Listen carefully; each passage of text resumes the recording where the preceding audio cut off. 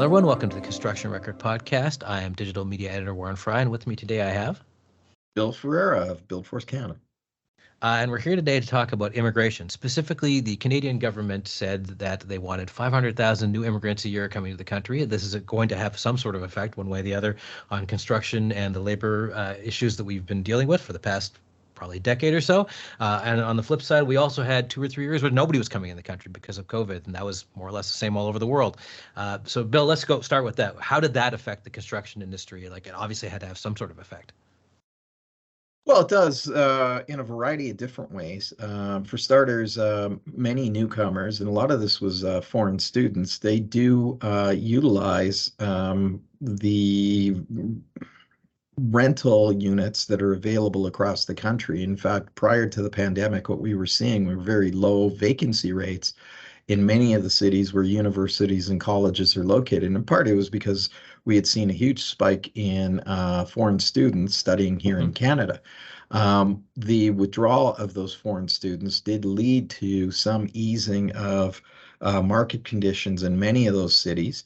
But last year, with the return of foreign students and also an increase to immigration, we start to see those vacancy rates again begin to decline. And what we're seeing now is a lot of inflationary pressure being essentially driven by not only increased demand for rental accommodations, but also by an increase in overall immigration, which frankly the country needs. Mm-hmm. And just in terms of these new rules with 500,000 immigrants, I don't know if how the government has broken this down or if it has. Like, have they broken it down? Do we want people? I know our system is a point system. It involves we want people in skilled trades or doctors or lawyers or there's a certain level of education. Does that carry over into this? And if so, how does that benefit the construction industry, or how does it hinder it and not help it? Well, we're still waiting to see the final details. Certainly, the government has indicated that it wants to prioritize the entry of skilled workers into the country. And typically, I mean, the way the system works is you approve an individual, and then they bring in their family members. Usually a spouse, sometimes a spouse and children. And so all of those places are accounted for in that global number that they've now put out, which is 465,000 for this year and growing to 500,000 in 2025. We haven't yet seen how many places will actually be reserved for individuals that that the construction industry would require, which are really skilled trades individuals. We're still waiting for some additional detail on that.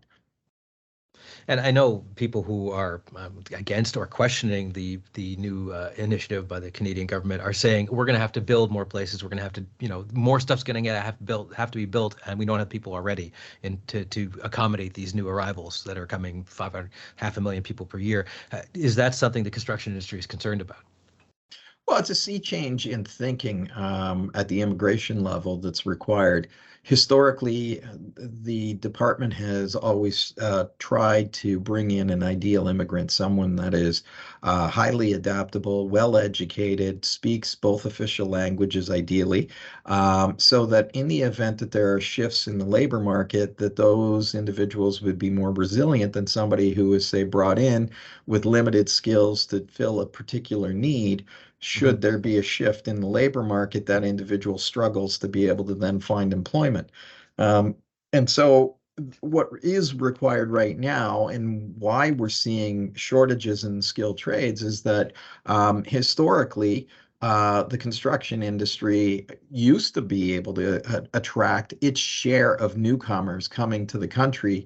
But what we've been seeing as a result of those policy shifts is that the kinds of individuals that we need in the construction industry really struggle to get into the country, and they're not coming in numbers adequate to meet our needs, which is why when we look at overall representation, newcomers make up about 27% now of the Canadian labor force.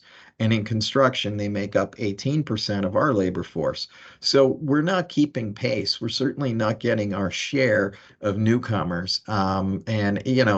The idea that somehow you're going to persuade somebody who's been admitted to be an accountant or an environmental engineer and can't find employment in their field to somehow say, well, why don't you guys do a better job of recruiting newcomers? Well, it's really difficult to persuade somebody who came here with aspirations to work in a particular field that suddenly we turn around and say, well, by the way, how'd you like to become a tradesperson? Hmm. Um, that's not why they came to Canada. And we can, to some degree, be successful. And there are examples where we have been successful in bringing those individuals into the construction industry, but it's a significant challenge. It's much easier for us to bring in the right kind of worker, somebody with construction experience who wants to work in the construction industry. Bringing those individuals into the country is what we need to do to help backfill for frankly, accelerated retirements that we're going to be facing over the next 15 years. And so, what can the construction industry do? I mean, obviously, they've been trying to get non-traditional, like not men between 30, 25 and 50, essentially, to get into the trades with varying amounts of success. What can they do in terms of lobbying for policy, in terms of what they do for hiring practices, in terms of what the tools they have at hand right now? Well, almost every construction organization, be it the Canadian Construction Association, Progressive Contractors, CLAC, the building trades, and the building trades in particular have been very vocal on this, that they want to see an increase in economic immigration because it is an important step to help us rebuild our construction workforce and ensure that there's going to be efficiencies in the labor market so that we don't experience the kind of labor force tightness that we've seen over the past, frankly, 12 months. Hmm. And just in terms of a generational change, we've got all these people retiring, like you said, and we just don't have enough younger people now going into it here. How much of this is trying to get younger families to come to Canada for this very purpose? Well, you do tend to get more points for the younger you are. And so typically, the average immigrant tends to be in their very early 30s. Hmm. And those tend to be individuals that are coming to the country, if not with a spouse, they are certainly in their prime. They would certainly be in their prime, and the expectation is, of course, that they would form families here. Hmm. Um, and so the system itself is set up correctly from that perspective, in that it does reward younger individuals so that when they establish themselves in Canada, they would still be essentially contributing to not only in terms of years in the labor force, contributing to the overall social programs of the country, but also establish themselves and establish families here and integrate themselves into the Canadian family. And just one more thing is what is it down to geography? Because that's always been a problem in Canada. And I know immigrants, generally speaking, will go to the big cities. They'll go to Montreal, or Toronto or Vancouver, and less will go out further where you still need to get construction. So how does one address that, or do you wait till they get there and then that's the construction industry's responsibility to get them to go to wherever it may be, Fort McMurray or something? Well, there's no legal way to force somebody to No, of stay course in a not. Yeah, yeah. specific region, but what you can do is create incentives. And the easiest way, frankly, to get individuals to stay in those regions is for them to have gainful employment. So if Mhm. somebody finds employment in St. John's, they're unlikely to want to move to Toronto. Mhm. If somebody establishes themselves in Red Deer, and they're well employed and not looking to move, then they're unlikely to end up considering maybe moving to Calgary or to Vancouver. I mean, and that helps essentially not only integrate them faster into our economy, because the best way to integrate into the Canadian economy is really to be working. And Whereas, the typical ideal immigrant comes here with no job, with credentials, Mhm. but not necessarily a job waiting for them. The kinds of reforms that I think would be incredibly useful is to certainly bring in the kinds of individuals that we need right now in the country. Um, where the jobs are, where the vacancies, job vacancies are. Those are the kinds of individuals that should be targeted at this point, Mhm. and prioritized for entry into the country. Because once they've arrived and once they've established themselves, if they're working, they're going to be successful, and they're not going to end up disgruntled.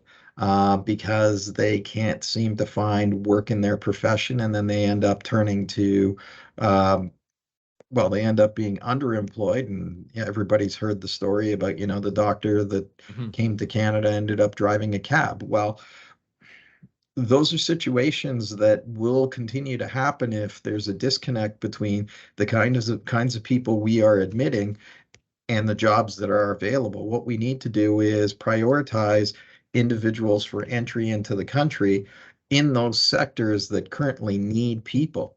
And if we do that, those individuals become immediately contributors to the Canadian mosaic.